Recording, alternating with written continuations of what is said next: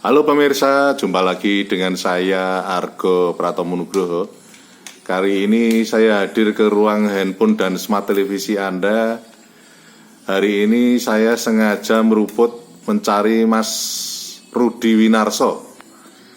Mas Rudi ini seorang pelukis dan saya ingin sedikit berbincang dengan Mas Rudi. Selamat berjumpa Mas Rudi. Selamat pagi Mas Argo. Mas Rudi, ini saya ingin tahu bagaimana proses Anda berkesenian, terutama sebagai seorang pelukis.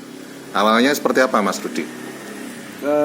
Kalau pelukis sih sebenarnya saya bukan ya, Mas. Ya. Karena basic saya itu di kafe, desain komunikasi visual. Ya. Ya, dalam perjalanan bekerja sebagai pekerja seni di DKV kan lebih banyak ke job-job yang berhubungan dengan branding ya. Ada ketat sekali, ada brief klien, ada riset, ada apa gitu kan. Jadi rigid banget untuk berkesenian tanda petik di DKV. Nah kan di situ ada era-era, ada masa-masa stressing gitu. Nah, saya pelepasannya dilukis. Yang nggak ada brief klien, nggak ada apa gitu. Bebas sesuai gagasan kita. Nah, dari situ akhirnya beriringan antara bekerja di bidang desain yang komersil sekali, artinya itu sebuah brand kita angkat menjadi laku di pasar gitu. Nah, di sini kan kita nggak ada urusan dengan itu kan. Lebih murni di gagasan. Iya.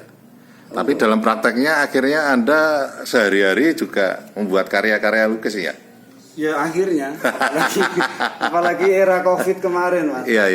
Kita klien cuma 1-2, sementara kehidupan harus berjalan. Iya. Nah, dari situ akhirnya bisa tandem antara mengerjakan desain untuk komersil, sama lukis untuk kebutuhan batin kita. Nah, sekarang kenapa Anda sekolahnya itu di TKV, lalu Anda akhirnya menggeluti dunia lukis itu?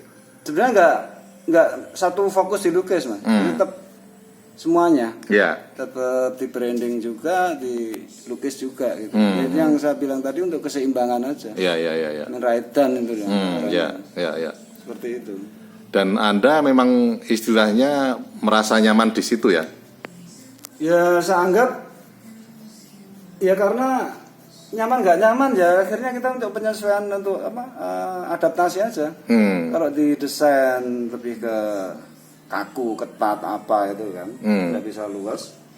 Ya kemudian saya untuk mengeksplor itu untuk kejiwaan kelukis. Itu untuk healing aja sebenarnya. Anda sempat gabung sama Harry Pemat ya? Kalau gabung dalam artian ya lebih ke job-job aja. Awal-awal art job itu kita membuat maket dan disetujui untuk commission work teman-teman seniman yang merespon art job gitu kan. Repot kalau nggak ada visual maket itu kan. Ada maket kan teman-teman yang commission di situ kan bisa lebih eksplornya lebih terengginas menurut saya. Dan senang teman-teman.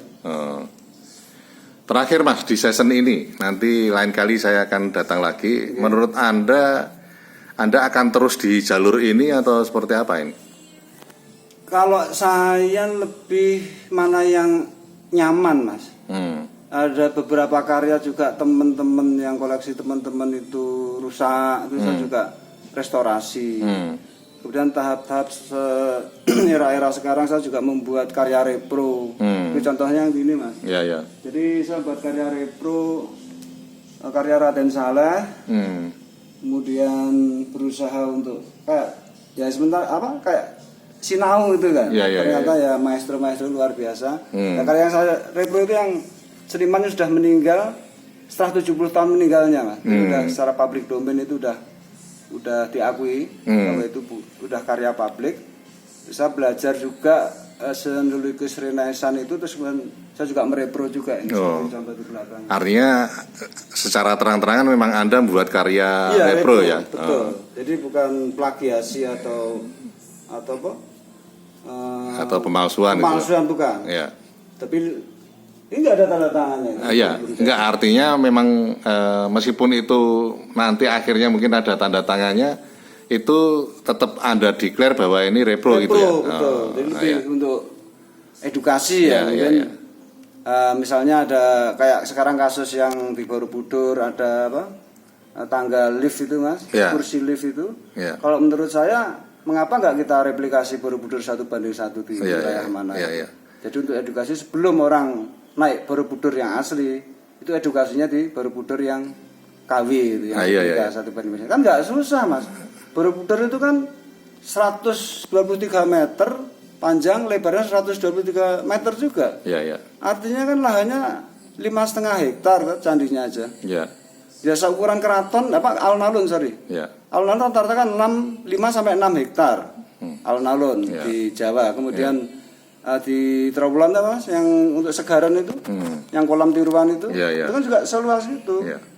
Jadi artinya kalau itu bisa direpro untuk edukasi, saya kira oke, seperti Taman Mini tapi versi yang lain. Ya. Oke Mas, sampai di situ dulu. Nanti lain kali saya datang lagi. Oke, siap. Terima kasih, Mas Rudi. Oke, matur suwun Mas. Oke, sehat selalu nggih. Nah pemirsa, akhirnya saya Argo Pratomo Nugroho undur diri dari ruang handphone dan smart televisi Anda. Argo Pratomo Nugroho terus memberitakan, Anda yang membijaksanakan. Sampai jumpa.